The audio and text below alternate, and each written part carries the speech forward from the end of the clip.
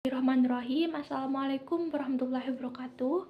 Perkenalkan, nama saya Indriani Nurhaiza dari kelas A. Nah, di sini saya akan menjelaskan tentang jenis dan etika public speaking dan regulasi yang terkait di dalamnya. Nah, apa itu public speaking? Nah, public speaking itu dari segi definisinya itu komunikasi lisan di depan umum. Dan adapun tujuan public speaking itu memberikan informasi atau membujuk atau bisa disebut dengan menghibur. Nah, adapun yang ketiga itu unsur public speaking di situ pembicara, pesan, audiens, dan media. Nah, adapun jenis public speaking berdasarkan tujuan itu yang pertama informatif. Informatif di sini itu menyampaikan informasi faktual dan objektif. Nah, baru yang kedua persuasif, mempengaruhi keyakinan atau tindakan audiens. Nah, yang ketiga hiburan, memberikan kesenangan dan relaksasi. Nah, yang keempat argumentatif. Nah, di sini argumentatif itu meyakinkan audiens dengan alasan dan bukti. Nah, yang kelima itu demonstratif. Demonstratif di sini menunjukkan cara melakukan sesuatu. Nah, adapun jenis public speaking berdasarkan formatnya, yang pertama itu pidato. Pidato di sini presentasi formal di depan umum. Nah, yang kedua presentasi, penyampaian informasi dengan visual. Nah, yang ketiga ceramah, memberikan pengetahuan atau nasihat. Nah, yang keempat debat. Debat di sini diskusi formal dengan pandangan yang berbeda. Nah, yang terakhir itu interview. Interview di sini sesi tanya jawab dengan seseorang. Nah, adapun etika dalam public speaking itu etika dalam public speaking berdasarkan prinsip dasarnya itu yang pertama kejujuran. Kejujuran di sini menyampaikan informasi yang akurat.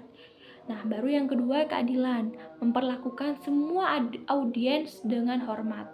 Nah, yang ketiga itu tanggung jawab, mempertimbangkan dampak ucapan yang telah disampaikan oleh public speaking tersebut.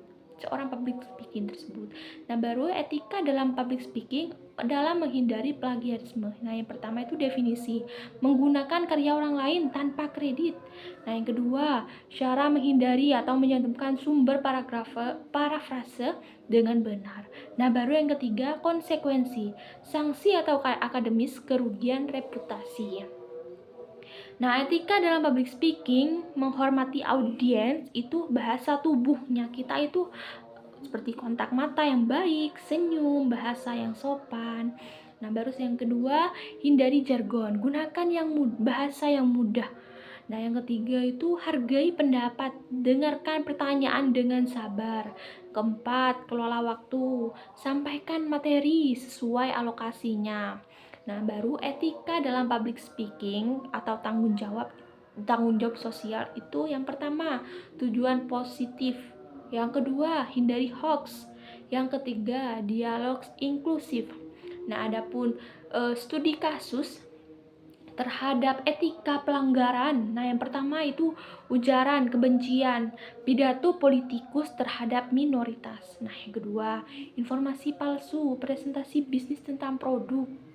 Nah, menjadi public speaking menjadi public speaking etis itu yang pertama harus etis dan efektif.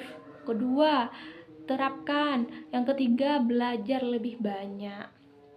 Nah, sehingga apabila seseorang itu menerapkan yang sudah saya paparkan barusan itu tentang tata caranya menjadi public speaking yang baik, terus juga cara menghindari plagiarismenya. Nah, itu akan membantu seseorang tersebut agar menjadi seseorang yang mampu berbicara di depan umum. Jadi tidak kaku ketika berbicara di depan umum itu tidak kaku.